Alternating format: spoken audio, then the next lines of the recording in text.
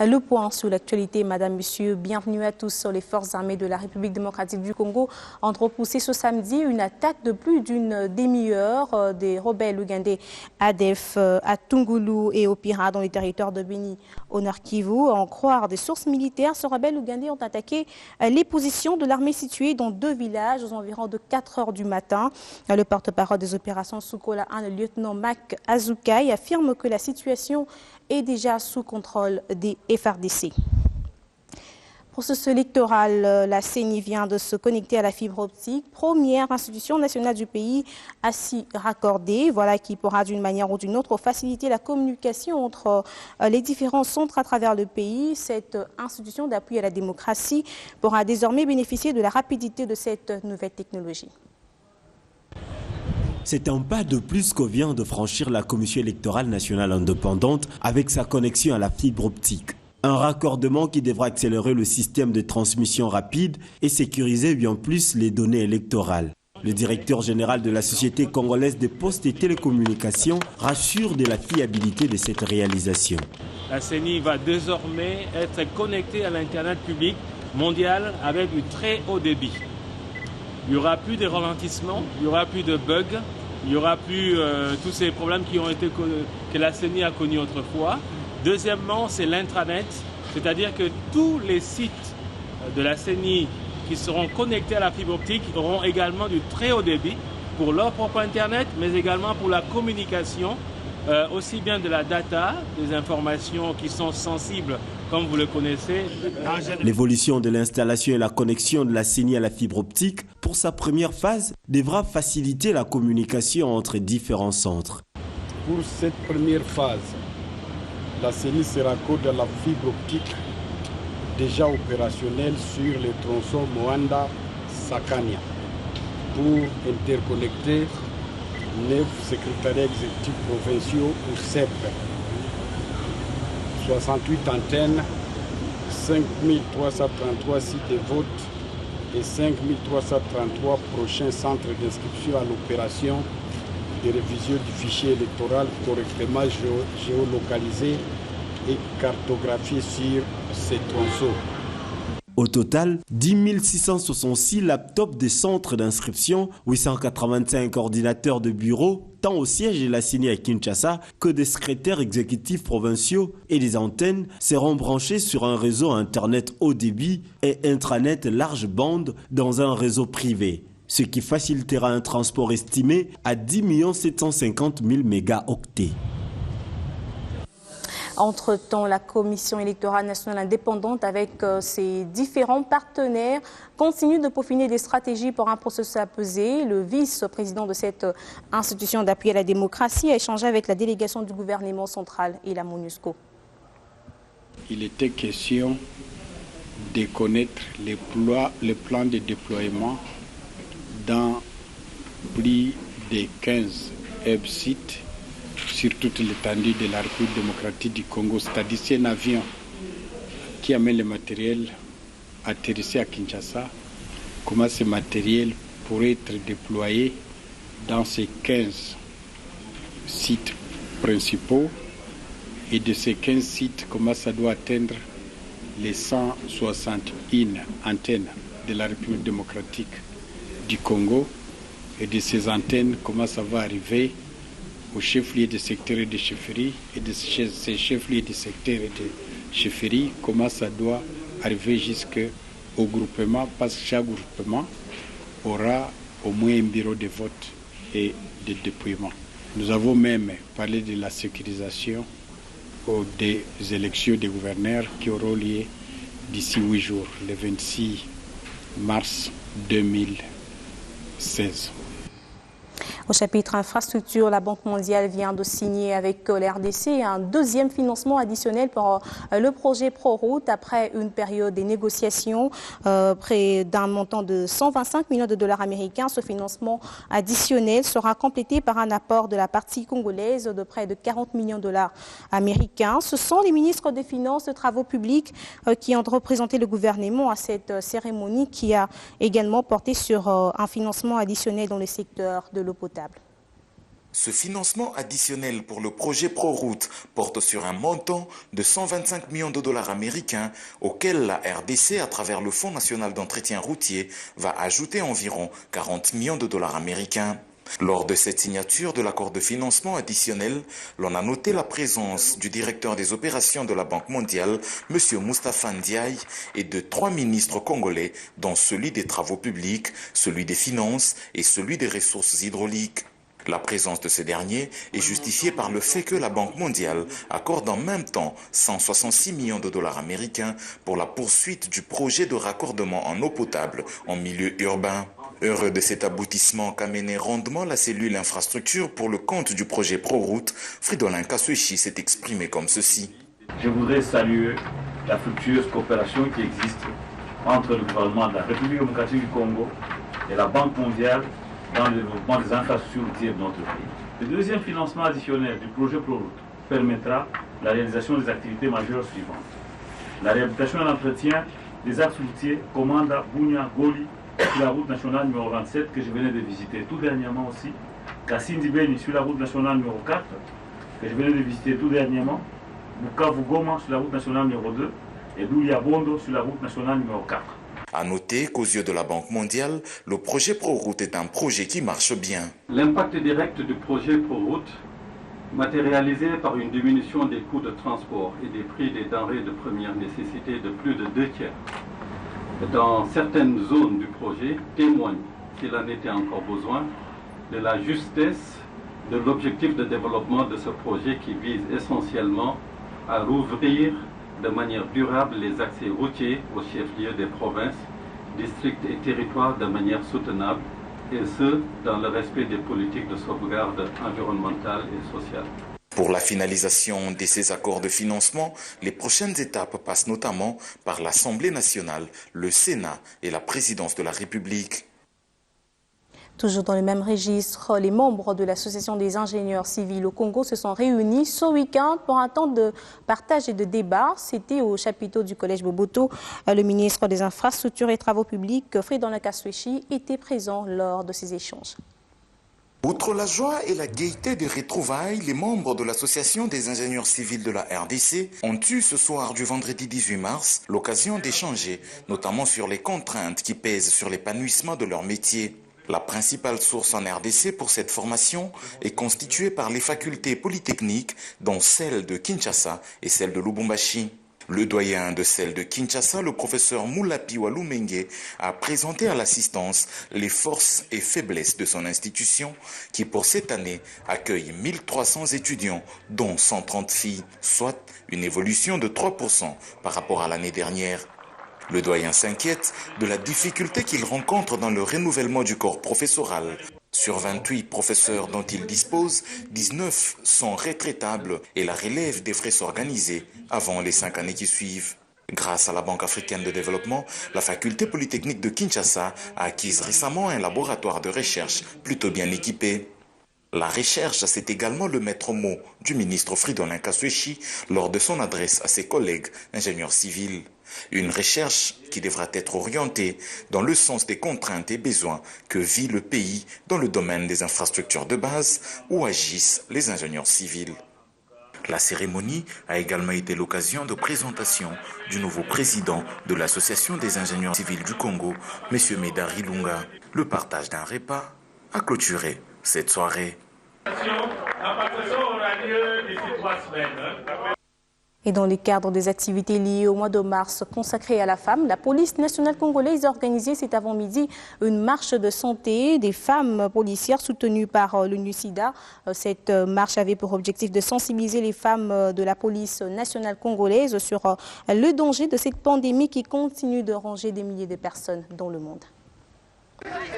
Un samedi pas comme les autres au commissariat général de la police nationale congolaise. Un samedi des sports pour les femmes policières dans le cadre du mois de mars, mois de la femme. La marche de santé, une remise en forme de près de 10 km qui est partie du commissariat général de la police nationale congolaise, direction Boulevard Triomphal, avenue des Libérations, ex-24 novembre, avenue Nyangwe, avenue des Huileries, avenue Kassavoubou, de nouveau sur le boulevard Triomphal pour chuter au commissariat général de la police nationale congolaise. Une marche soutenue par l'ONU-SIDA, d'où la présence de la représentante du directeur pays de l'ONU-SIDA pour la RDC. Votre engagement dans la lutte contre le VIH-SIDA et aussi pour avoir bien voulu nous associer à votre calendrier, à participer dans votre calendrier du mois de la femme que vous avez effectué et aussi pour sensibiliser le personnel féminin par rapport au VIH-SIDA, à l'importance de leur participation. Votre leadership est un grand moyen, est un grand exemple pour les autres autorités nationales, pour aussi leur application par rapport à cette riposte nationale. Car seuls nous ne serons pas en mesure de lutter contre le VIH-SIDA. Une activité présidée par le général Gaston Luzembo, commissaire général adjoint de la police nationale congolaise en charge d'appui et gestion, représentant du commissaire général de la police nationale congolaise. Bastali Malam, pote kisi ezali. Lokola kisi ezali, oza obligé ça l'examen wana. Pour créer est-ce que oza na gauche, oza na droite. Oza na gauche. Pour te okende, oza kisi po police. La nation congolaise a na posta la population et surtout que vous avez besoin de l'ordre. Donc, pour notre examen. Cette activité entre dans le cadre des activités organisées par la police nationale congolaise pour la femme policière pendant ce mois de mars, mois consacré à la femme. La société bancaire Robank ne cesse de multiplier des séries d'activités pour accroître les performances des femmes de cette institution. Et d'ailleurs, environ 20 femmes viennent de bénéficier d'une formation axée sur l'entrepreneuriat. Ces dernières ont été formées sur les stratégies managériales de gestion de leurs entreprises de petites et moyennes entreprises. Formation dispensée par les experts du vaste programme Lady First. Et donc elles étaient au nombre de 20. Ces femmes sont toutes entrepreneurs formées par la Robank sur les capacités stratégie managériales dans la gestion de leur business dans le cadre de son programme d'accompagnement de femmes Ladies First. Une remise des certificats intervient après 5 jours de formation. Les récipiendaires sont à même d'atteindre les objectifs voulus. Cette formation a rencontré les objectifs qui étaient préparés par la Robank. Et demain, nous verrons que ces femmes-là seront maintenant à mesure d'apporter ce que la Robank a demandé et cherche, parce que ces femmes devaient être capables désormais à pouvoir accéder à ces services financiers. Une formation de 4 modules qui a consisté à apprendre à ces femmes entrepreneurs comment développer un plan d'affaires et les stratégies marketing pour leur business. J'ai tenu à assister à cette formation parce que ça va beaucoup m'aider pour aller donner aussi cette formation à ces femmes-là qui se trouvent au village, à bien gérer leurs comptes et à devenir grands.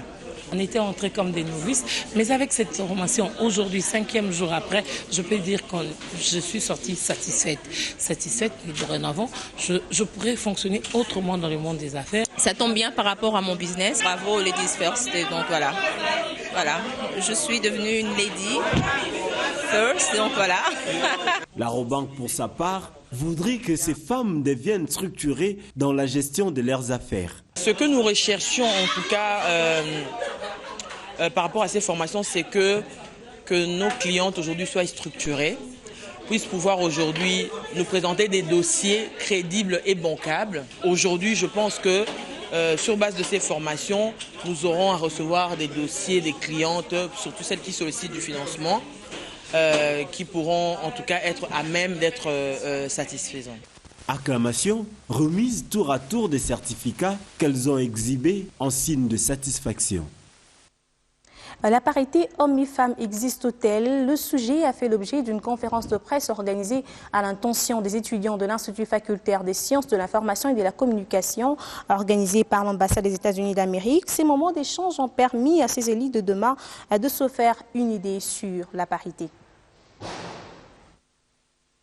La parité homme-femme existe-t-elle? Le sujet continue de faire débat dans la société africaine en général et en particulier chez les jeunes, parmi lesquels les étudiants de l'Institut facultaire des sciences de l'information et de la communication, IFASIG en sigle. Dans le cadre du mois de mars dédié à la femme en RDC, l'ambassade des États-Unis et à travers l'USAID a organisé une conférence de presse à ce sujet. Pour le professeur Espérance Baedila, la notion de la parité a été avancée pour défendre l'égalité homme-femme dans le milieu professionnel. La notion de parité a été avancée pour défendre l'égalité organisée en nombre de sièges ou de postes occupés par les hommes et les femmes dans les institutions publiques ou privées et qui faisait apparaître une certaine discrimination de fait. Dans la politique de la parité, nous pouvons dire que ça relève en fait simplement d'une discrimination positive, même si le mot discrimination semble un peu négative, mais ça relève d'une discrimination positive. Elle est le fait de favoriser un certain groupe de personnes victimes de discrimination systématique de façon temporaire ou durable en vue de rétablir l'égalité des chances. Intervenant parmi les orateurs, l'ambassadrice du Canada a donné l'expérience de son pays sur la parité, qui pour elle reste un outil important du développement d'une nation. Pour le Canada, faire progresser l'égalité entre les sexes reste une obligation pour le gouvernement canadien. Et encore là, comme je vous dis, on n'est jamais arrivé à destination parce que c'est quelque chose qui évolue, qui évolue constamment. Donc l'égalité des sexes est un droit constitutionnel protégé en l'article 15 de la Charte canadienne des droits et libertés qui interdit la discrimination fondée sur la race, l'origine nationale ou ethnique, la couleur, la religion, le sexe, l'âge ou les déficiences mentales ou physiques. Le respect de l'égalité entre sexes est une garantie qui permet aux hommes et aux femmes de bénéficier des mêmes conditions en vue de contribuer comme il se doit au développement du pays. Cérémonie de commémoration de 2 ans d'anniversaire de l'Association des femmes veuves au Congo et de la Fondation Générale Babia, l'une des cellules de base du PPRD au camp Luka, dirigée par la veuve du général Babia. La présidente de ces 2 associations a appelé la classe politique congolaise au dialogue. C'était en présence du secrétaire général du Parti du Peuple pour la Reconstruction et la Démocratie qui a profité de l'occasion pour remettre un lot important des vivres et non-vivres aux femmes militaires présentes à cette cérémonie. Elles ont pour la plupart perdu leur mari sur le champ de bataille. Cette cause noble a été saluée par le secrétaire général du Parti du Peuple pour la Reconstruction et la Démocratie, Henri Novasakani, qui a personnellement honoré ces femmes veuves des vaillants soldats congolais et ont rendu des loyaux services à la nation. Ces gestes de cœur s'inscrivent dans le cadre de ce mois de mars dédié à la femme. En tant que fils, je suis venu écouter les doléances de maman que je transmettrai aux autorités. Je suis très heureux de constater que le maman s'organise et pendant le mois de la femme, il n'y avait pas meilleure manière de rendre hommage à la femme congolaise, surtout la femme veuve, qui a offert son mari pour le salut de la nation. Souvent nous oublions, souvent après les obsèques, nous oublions que derrière, il y a encore de la misère, il y a encore de la souffrance, il y a des orphelins, il y a des veuves qui souffrent. Et moi, je n'ai pas voulu oublier, ayant été moi-même sous la conduite d'une grande dame, ma mère. Et donc, j'ai retrouvé un peu ma mère dans toutes les femmes que je rencontre aujourd'hui. Porteur d'un message d'espoir à ces femmes veuves, souvent victimes des discriminations sociales, Henri Novasakani a également remis un don composé essentiellement d'équipements médicaux, des produits pharmaceutiques, ainsi qu'une importante somme d'argent. Des biens qui vont également contribuer à l'amélioration de la prise en charge médicale au sein du centre hospitalier du Kankokolo. De quoi réjouir les bénéficiaires.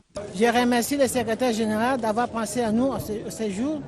Et puis, nous les remercions encore davantage pour les médicaments qu'il nous a amenés et les matériels pour aller déposer au Kankokolo pour toutes les femmes, les veuves, les militaires qui se trouvent là-bas à l'hôpital de Kankokolo. Cette visite des réconforts revêt une double signification pour ces femmes regroupées au sein de l'association Les Mamans Veuves du Congo et de la Fondation Générale Babia, qui célèbrent également leurs 2 ans d'existence. À l'occasion, des cartes ont été remises aux femmes veuves membres du Parti du Peuple pour la Reconstruction et la Démocratie.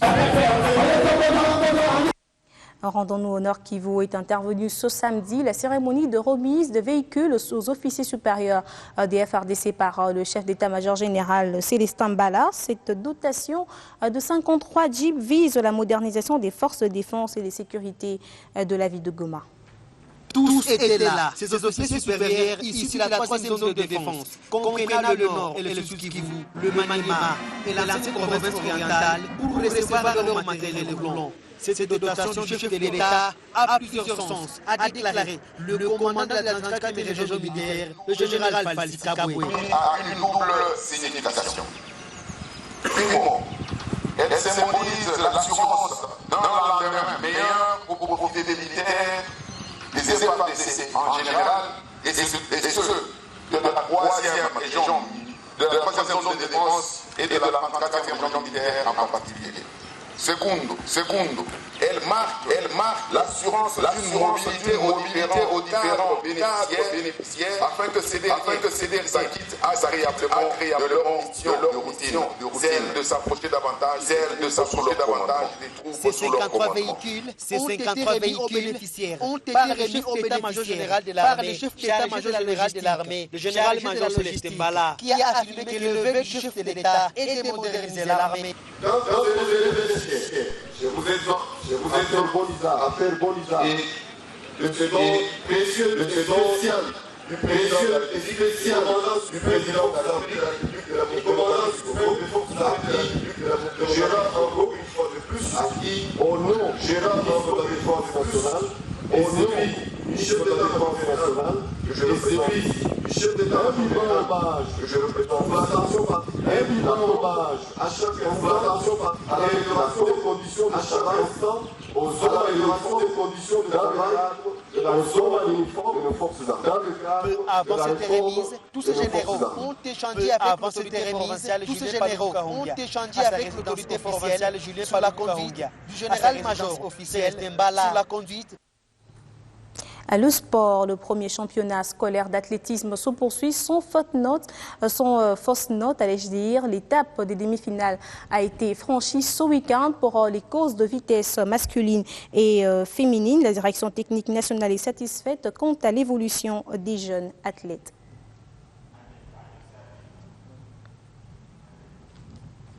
Nous y reviendrons avec force et détails dans nos prochaines éditions. Le tout-puissant Mazembe reçoit Saint-Georges de l'Éthiopie ce dimanche au stade Kamalondo dans le cadre des 16e de finale de la Ligue des champions de la CAF. Manche retour. V-Club jouera demain contre Ferroviaro de Maputo dans la même compétition en Coupe de la CAF. Lupopo joue en déplacement contre Al-Ali Chandi du Soudan et Don Bosco reçoit El Misri Makassa d'Égypte.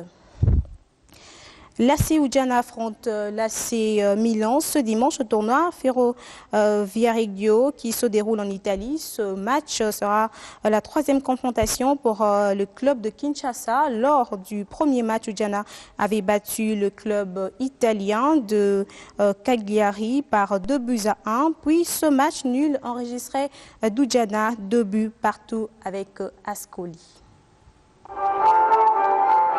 C'est déjà pour la journée de ce dimanche que l'équipe d'Ujana Athletic livrera son 3e match du Viareggio 2016 en Italie contre l'équipe de l'AC Milan. Pour les dirigeants de ce club RD congolais, l'équipe se prépare en conséquence pour garder la première place de son groupe. Successivement, nous allons passer à la répétition de certaines phases tactiques. Écoutez, ça se passe bien. Comme vous l'avez dit, demain c'est notre dernier match de poule, mais un match décisif. Même si on est premier du groupe, on doit absolument jouer notre match pour gagner ou à la limite faire match nul. Et donc voilà, on est dans cet esprit-là et on travaille pour ça. Quant aux joueurs, ils restent optimistes pour la rencontre de ce dimanche. Nous avons espéré gagner notre 2e match pour se qualifier. On a fait un match nul, ce sont des circonstances qui arrivent. Mais nous restons concentrés pour le match de ce dimanche. Nous venons de conclure avec les entraînements dans une bonne atmosphère. Nous sommes sûrs de la victoire contre le Milan ce dimanche. Cette troisième journée que disputera le club d'Oudjan Athletic sera donc la clé pour la qualification en huitième de finale de cette compétition. Dans cette émission d'actualité, merci de nous avoir suivis à Kinshasa et partout dans le monde.